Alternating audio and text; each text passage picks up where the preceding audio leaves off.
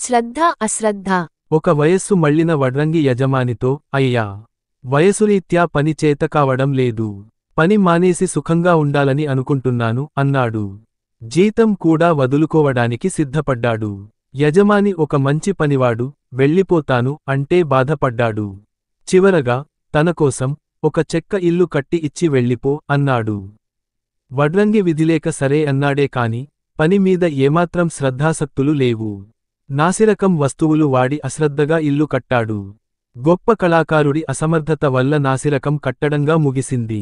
యజమాని ఆ ఇంటిని చూసి బాధపడుతూ, ఇంటి తాళం చెవి వడ్రంగి చేతికి ఇస్తూ, ఇది నా తరఫున నీకు ఇచ్చే బహుమతి అన్నాడు. వడ్రంగి దిగ్భ్రాంతి చెందుతూ, అయ్యో ఎంత పని జరిగింది. అది తన ఇల్లే అని ముందే తెలిసి ఉంటే ఎంత బాగా కట్టుకునే వాడిని అని బాధపడ్డాడు. ఈ కథ మనకు కూడా వర్తిస్తుంది.